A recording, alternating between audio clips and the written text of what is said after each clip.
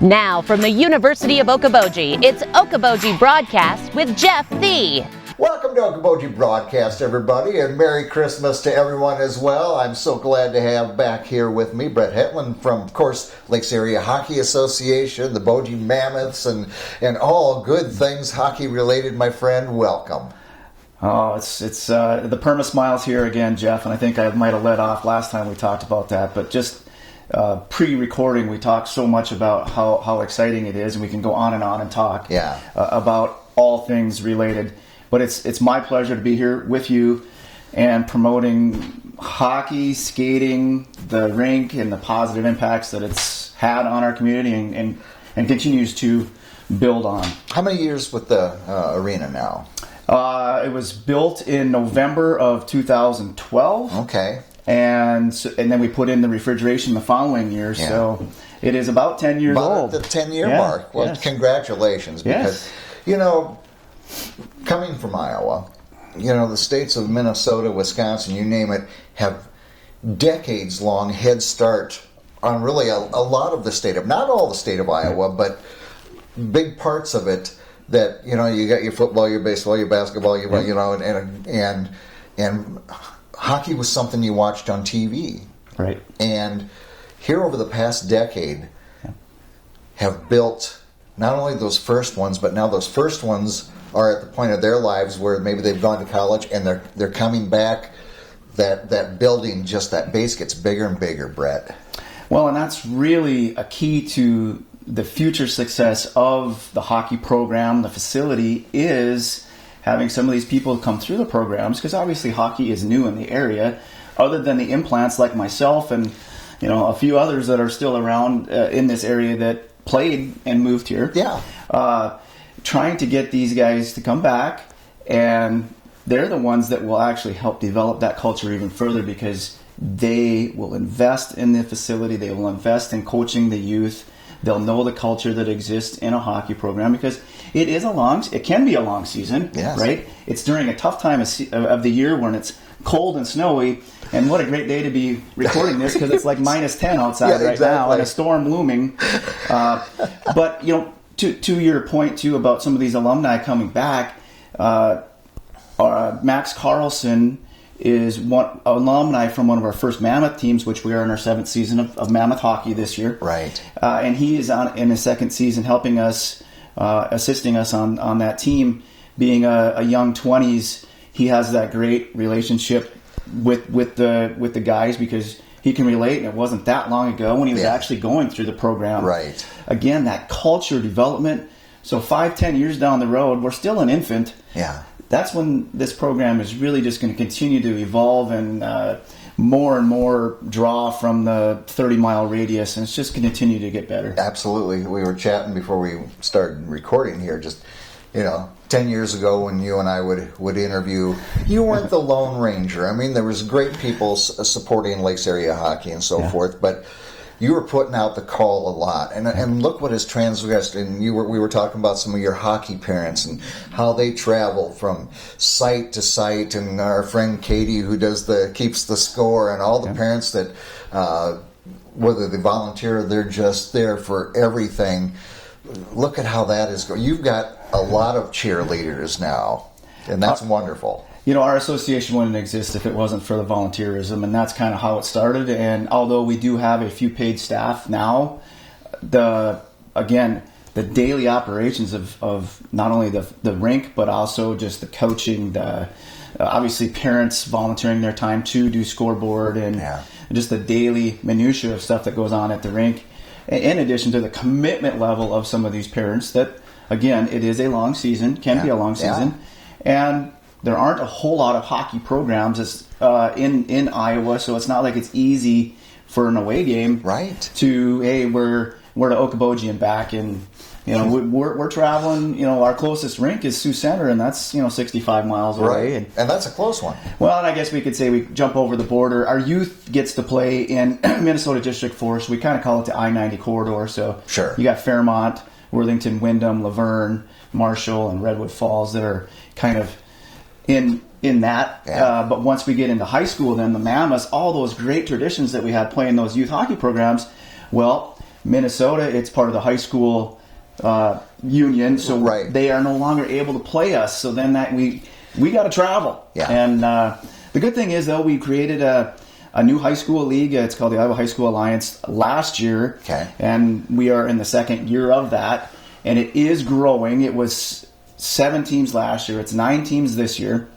Iowa City is a new ad this year. And they were just they made the road trip all the way to Boji last weekend. So hats off to them. Oh, my goodness. Well, and hats off to you guys, too, to have Iowa City coming to Okoboji. Yeah. I mean, again, the impacts of this facility go well beyond just providing an opportunity for our kids to skate and have an athletic activity in the winter. The economic impact of the motels and the gas and the restaurants and the bars and all the other fun stuff that we know they get to experience as well. Exactly. But again, that alliance is in its second year, so still fairly an infant. But the Mammoths actually won the inaugural cup last year, so we are the defending champions of that league. That's a great play. Hey, the seed is planted and come out a champ. That's a pretty darn good year right there, Brad. Well, and real quick on a little bit more on the Mammoths. This is our 7th season, and the challenge is going to be replacing 7 seniors. So we are having a heck of a year this year. 1-loss record is wonderful. We try not to place a whole lot of emphasis on that, but more so on the journey of the season because we want to see these guys develop. We have a few freshmen that have jumped up with us this year. And, we're going to lose 7 seniors this year that we've been developing. These are our last 2 guys, part of these seniors, that actually skated outdoors. So after these 2 graduate, there isn't anybody left from those early days that actually froze their toes and nose and everything else out in the outdoor elements. So it's going to be a sad day when we close the books on this season, but it's very satisfying and gratifying at the same time. Yeah. What do we got to look forward to the rest of this season? As we get past the first of the year here, and well, there's a lot going on at the facility. Including the holiday break with open skates, and obviously there's going to be some things posted. I better make sure I get our social feeds up there for you. Okay, good. Make sure I get them right. LakesAreaHockey.com, LakesIceArena.com, full of information on anything going on at the rink, and then other social feeds, Facebook, Twitter, Instagram. We have a executive director, Daryl, who does a wonderful job posting. He's very creative. I don't know how he does all these fun postings and stuff, but it's pretty amazing. It's good to have those people, isn't it? Absolutely. Yeah. Yes. And so there will be things posted on that, on activities going on over break, because obviously there's about a 10-day break coming up for the students, and they're going to want to be looking to do some other stuff. Some other things going on at the facility. I will tell you, a new thing at the rink is the Siouxland Lightning Adaptive Sled Hockey team is practicing twice a month at our facility. Okay. So if you're not familiar with sled hockey, it is an adaptive sport. Whether different handicaps, they outfit them in these sleds. It is absolutely phenomenal. They're based out of Sioux Center. Right. Okay. We knew some of these people last year, and we actually had them come in because they'll bring sleds. Right. To take on us.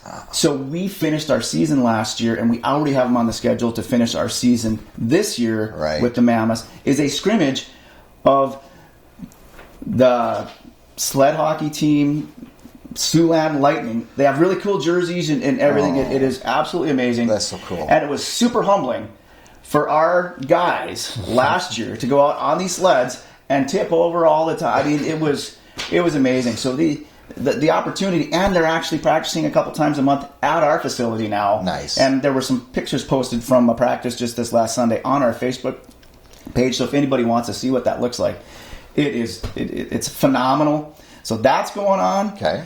Open skates, obviously, private rentals opportunities, school rentals. Our old timers, Jeff, they still skate Wednesday nights, but something new, another new thing that we just added this year is Sunday night old timer practice. So what that is we have a lot of guys and parents of these youngsters that are coming in that never grew up playing. Right. Okay.